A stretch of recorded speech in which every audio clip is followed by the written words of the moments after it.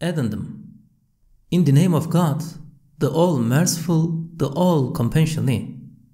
Praise be to God, who is infinitely exalted above, having a like both in His essence and attributes. He is the Creator. That macrocosmos, the universe, is His creation, and this microcosmos, humanity, is His invention. That the universe is His construction, and this, humanity, is His building. That is His work of art, and this is His painting. That is His design, and this is His adornment. That is His mercy, and this is His bounty. That His power, and this is His wisdom. That is His grandeur, and this is His lordship. That is His creature, and this is His fashioning. That is His kingdom, and this is His servant. That is His place of worship, and this is His worshipping servant. On the sides of both, nay, on each part of both, is a stamp showing that whatever exists is His property. O God, O one sustaining earth and heavens, be witness, and let those bearing your throne and your angels be witnesses, together with the witnessing of all your prophets, saints, signs, verses in the books you sent, and all creation, that you are God, there is no deity but you, one without partner. Forgive us. We turn to you in repentance and bear witness that Muhammad is your servant and messenger, whom you sent as a mercy for all worlds. O God, bestow your blessings on him as befits the reverence he deserves, and your mercy of which he is worthy, and on all his family and companions. Know, O friend, that your body and what maintains it have been bestowed on you by God. You do not own them, and so cannot control them as you wish. You can control what has been given to you only if he consents, just as a guest cannot vest or dispose of something belonging to the host without the latter's approval. Know, O friend, who regards the resurrection as impossible or improbable. Can you not see the innumerable instances of small-scale resurrection, assembling, and destruction happening in front of your eyes? When you see the annual death and revival of each fruit-bearing or blossoming tree, how can you regard the world's ultimate destruction and reconstruction as improbable?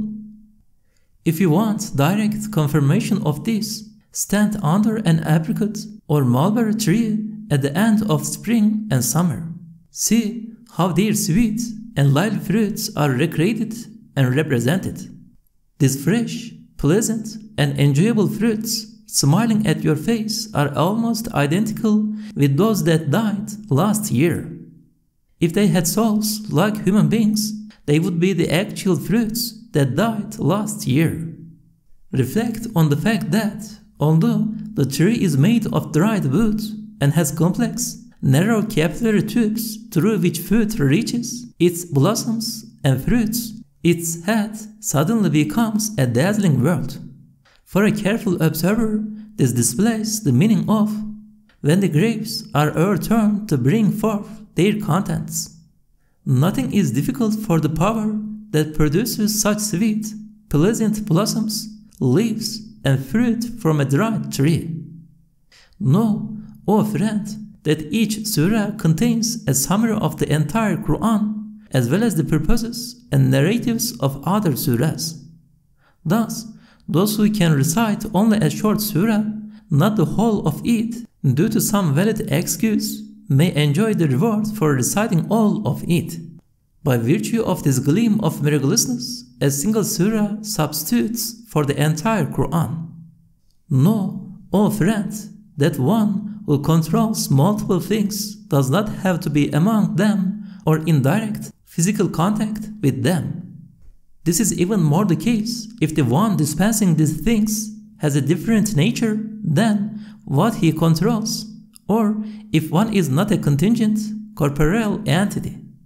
To enforce his command, a commander does not always have to be among his soldiers personally. Rather, his command is usually enforced through his orders and decrees.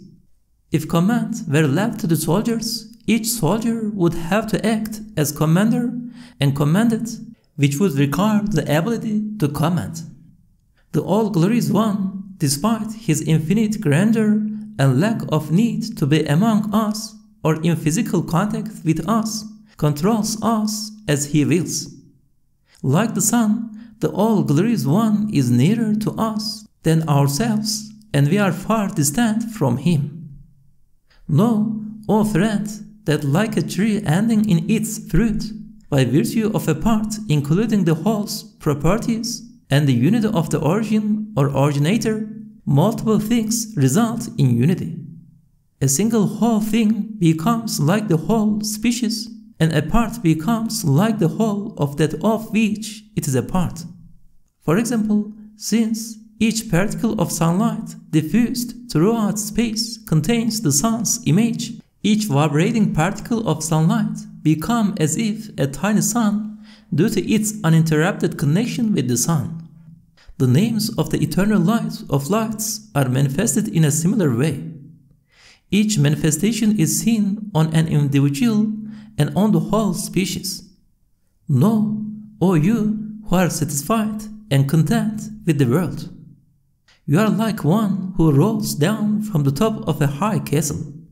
After this, the castle rolls down in a flood coursing down a steep mountain, and the mountain collapses into the depths of earth via earthquakes. The castle of life collapses, and the plane of your lifespan flies with lightning speed. Soon you will be wrapped in your white shroud and buried.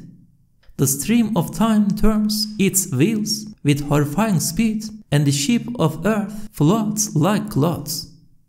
If, while traveling on a fast-moving train, you stretch your hand out to grasp thorny flowers alongside the railways, and the thorns tear your hands, can you blame anybody other than yourself?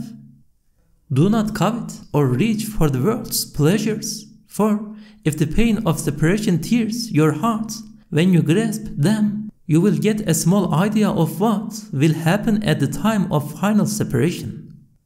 O evil commanding soul, worship whomever you wish and claim whatever you wish. As for me, I worship only him who has created me and subjected to me everything that exists other than him. I ask help only of he who conducts me on the plane of life moving through the space of destiny and has subjected to me the spaceship among the planets. I ask help only of he who makes me mount the train of time traveling with the speed of lightning through the tunnel opens up under the mountain of life toward the gate of the grave along the way to eternity. Sitting on it with his permission, I recall him in the compartment of this day connected to both yesterday and tomorrow. I call and ask help only of he who can stop the wheel of destiny, which apparently moves the ship of earth, and stop the movements of time by reuniting the sun and the moon. I ask help only of he who, by transforming this earth into another earth, can steady this changing world rolling down from the summits of existence into the depths of the valleys of decay. My ambition and aims are connected with all things. My ambitions are related to time's passage and earth's movement. I also feel a deep connection with the joys and sorrows of all beings, particularly of humanity, and especially with the righteous ones in the heavens and on earth. So I worship only he who is aware of my heart's most secret thoughts and satisfies its least ambition and inclination. By destroying the world and changing it into the hereafter, he realizes the desire of my intellect and imagination, namely, to establish eternal happiness for humanity. His hand reaches the tiniest particle and the largest sun at the same instant, and nothing is too big for his power to encompass. He is such that your pain changes into pleasure if you know Him, and that, without Him, science results in sheer fantasy and conjecture and philosophy in fallacy. Without His light, existence changes into non-existence, lights into layers of darkness, living creatures into dead things, pleasure into pain, and sin and beloved ones, indeed all things, into enemies. Without Him, permanence becomes a disaster, perfection goes for nothing, life is wasted and becomes a torment, intellect becomes a means of suffering and misery, and ambition becomes pain. Those who submit to God's will and pursue His good pleasure are served by everything. Those who disobey God finds everything turned against them. This is also true for those who admit all that exists, without exception, belongs to Him and is His property. He has created you surrounded by circles of need and equipped you with devices that allow you, if you rely on your will and power, to satisfy only those needs in the smallest circle. Some of your other needs are related to an enormous circle stretching from the infinite past to the infinite future and between Earth's center and the throne of God. To satisfy these needs, He has equipped you with prayer or supplication. Say, "My Lord will not be concerned for you, were it not for your supplication." An infant calls its parents to provide what it cannot reach, and servants pray to their Lord for what they cannot obtain or overcome. Know, O friend, that the perfect art in everything and its firm structure come from the unity of origin, which does not allow division and disintegration and cannot be prevented from manifestation. If this were not so, there would be disharmony and disorder in existence. For example, the sun, one and single, exists in whatever it touches with its light, from a transparent, minute particle to an ocean. And yet, its reflection or manifestation in one thing does not prevent it from being manifested in another. If this is true for the sun, a contingent, contained, inanimate physical object, a drop shining by the manifestation of a ray of the divine name, the light, it is even more true for the ever-existing sun, eternal sovereign, necessarily existent, and permanently self-subsistent, the one and single, ever-living, all-powerful, eternally besought of all. The encompassing light's unity points to oneness, the sun's existence, with all its properties in individual things and wholes, parts, and particles through the manifestation of its light implies unity. Know, O friend, that among the most truthful witnesses of divine oneness are the following: the unity or miraculously harmonious organization in everything, from the particles of your eyes, cells, to the universe. The perfectly firm structure everything has according to its capacity as determined by divine decree and destiny.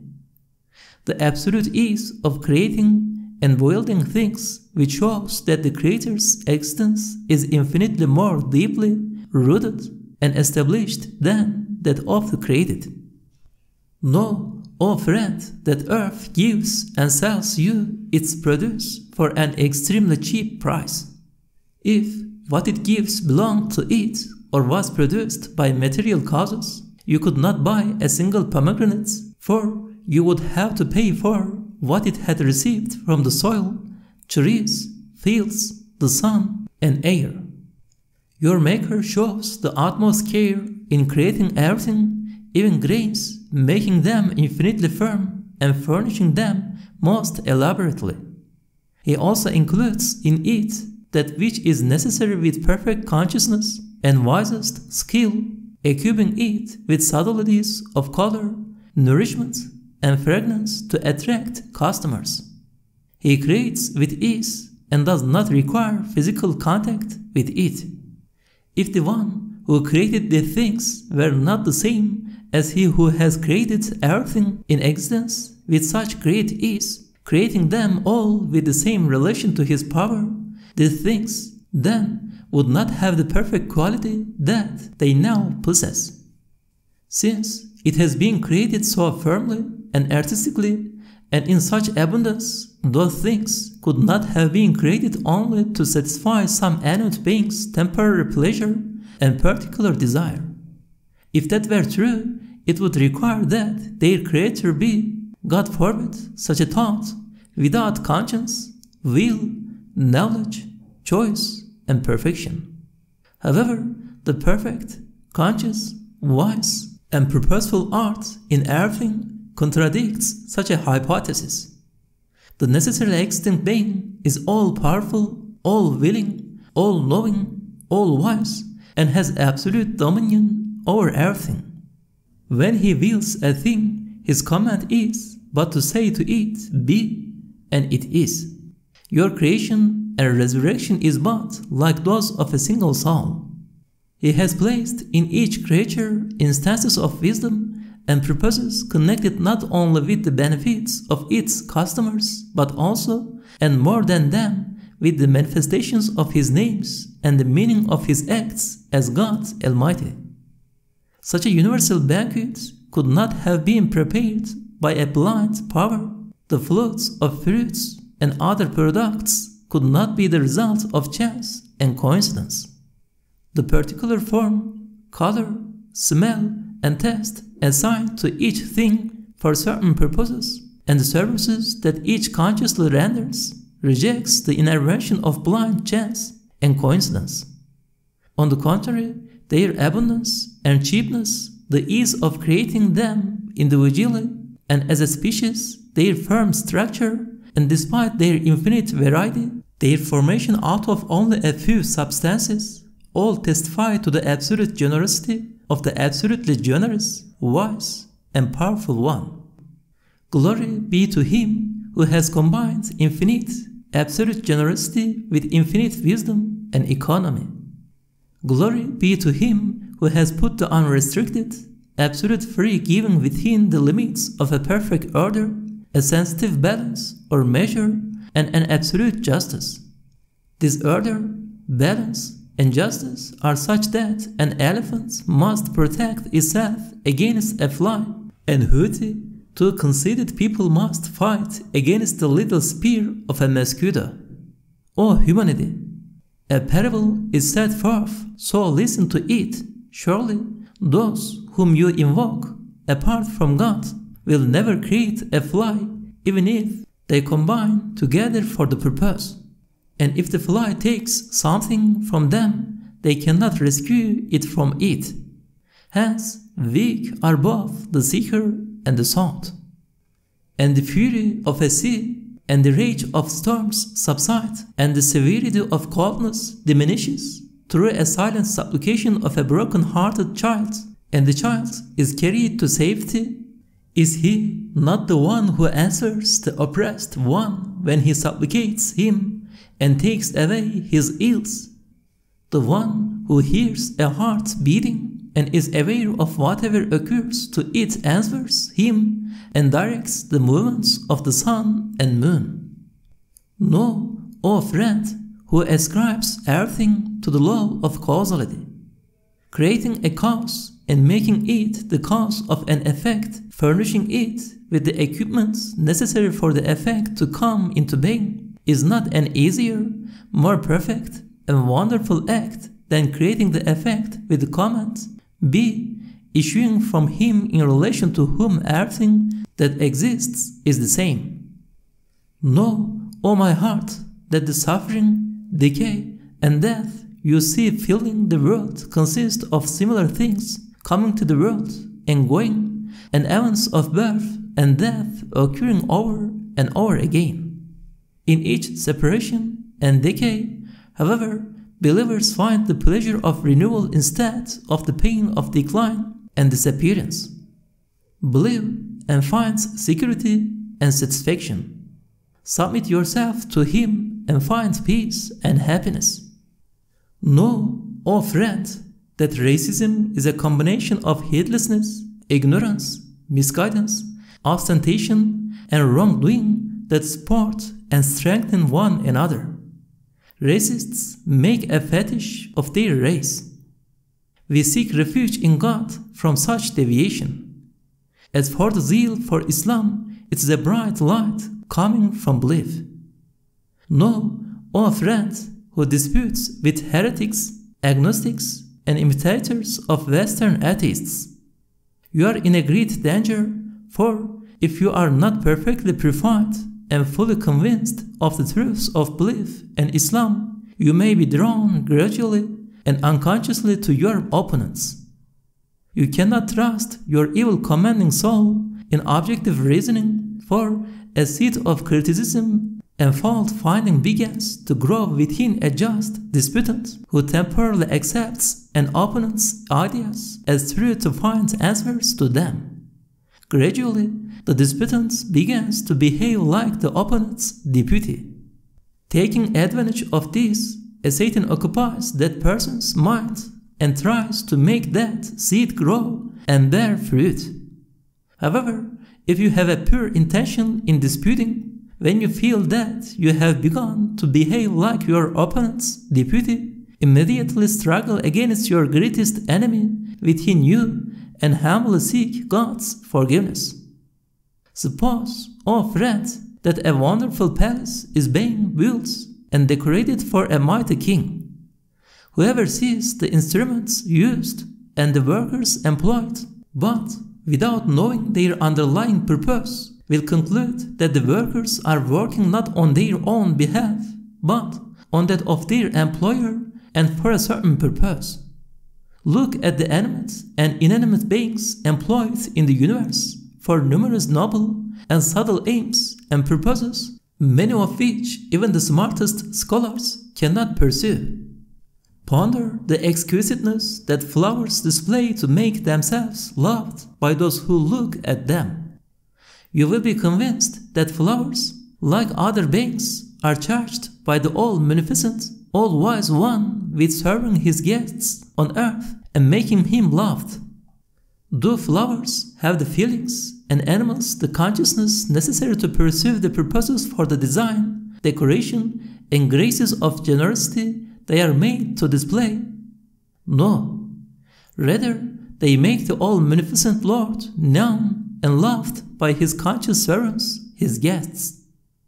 Know, O ill-meaning, evil-commanding soul, you demand to see what is necessary for all grades of existence in a single grade, and what is needed by all senses in a single sense. You seek to experience all of the pleasures that your feelings, faculties, and senses enable you to experience separately. You seek to see the rays of all divine beautiful names in each name, the splendor of the Creator in each creature, and to find the real, manifested meaning of everything in its reflection in the mind. Rather, seek to find in each thing what it deserves and can encompass, so that you are not exposed to evil suggestions and thoughts about the Creator. Know, O friend, that when you have a high opinion of yourself, consider those greater than you. When you see things that are smaller than you, like insects, consider your body's cells and concentrate on one of them. You will see that even a fly is greater than you. However, this should not lead you to despise the wisdom, mercy, favoring, and perfect art in you. Rather, when you see the same innumerable bounties conferred on you, consider the extent of your need and weakness and purposes for those bounties, so that you should not despise them. Does it lessen your need for an eye that all animals have eyes? Does it reduce a particular bounty's inclusiveness and purpose? No. Rather, it intensifies the need for it and increases its inclusiveness. Know, O friend, that there are innumerable purposes for every living creature's life. Only one is concerned with the living creature itself, while those concerned with the bestower of life are proportionate to his limitless ownership. No member of creation, however great, has the right to boast to those less than it. Although there is nothing useless and purposeless in creation, some people who consider everything with respect to their own interests and wishes may regard that which is irrelevant to their own use as futile and purposeless. Due to its duty to make earth prosperous in the name of God, the universal table spread on earth is a gift to humanity, provided it fulfills this responsibility. This table does not belong to and is not spread for the sole use of humanity. Know, O friend, that if one whispers to you, you are but an animal among countless others. The ant is your brother and the bee is your sister. How can you have a relation with the one who rolls up the heavens like a scroll rolled up for books? The whole earth is his handful on the day of resurrection, and the heavens will be rolled up in his right hand. Reply: my admission of impotence, poverty, and insignificance before him, together with my recognition and conviction of him, becomes a mirror to show me his power, wealth, and dignity. Thus, I have progressed from being an animal to being a human being. The perfection of his grandeur and the comprehensiveness of his power require that he should hear my call and see my needs, and that his sustaining earth and heavens should not prevent him from sustaining me and directing my affairs. God's concern with insignificant seeming things and events does not contradict his grandeur. Rather, if he did not concern himself with them, his lordship's grandeur would be lacking. Do you not see that every bubble, drop of water, and piece of glass, however small, contains the sun's image? If it could speak, it would say, "The sun belongs to me. It is in me, or accompanies me." Those drops, pieces, planets, or seas do not hinder one another from having a relation with the sun, nor does the sun's greatness prevent those relations. Rather, the more we know the Almighty and are aware of our poverty and insignificance before Him, the nearer we are to Him. How good is the position of those who remember their poverty and impotence before Him, to whose wealth and power, dignity and grandeur there are no limits. Glory be to Him who has included limitless kindness in limitless grandeur and boundless tenderness in boundless majesty, who has combined infinite nearness with infinite distance and established brotherhood between minute particles and suns, and who manifests His power by combining opposites. Sustaining and directing earth and heavens does not prevent Him from sustaining insects. Sustaining and administering does not hinder Him from creating even the smallest animals, whether on land or in the sea. Violent winds and furious seas do not distract Him from providing His perfect kindness and goodness to every creature without exception, regardless of size, location, or any other factor. Mercy appears smilingly amidst the sea's fury and behind its stern, frowning face, while it roars, "O Almighty God, all majestic, all great, glory be to you, how grand you are." That little creature responds by calling silently, "O all subtle and gracious God, all munificent, all providing, all compassionate, how gracious is your favoring." In these two types of calling God by His names and glorifying Him are a gentle, gracious splendor and a splendid grace and gentleness, as well as an exalted type of worshipping the one, single and eternally besought of all.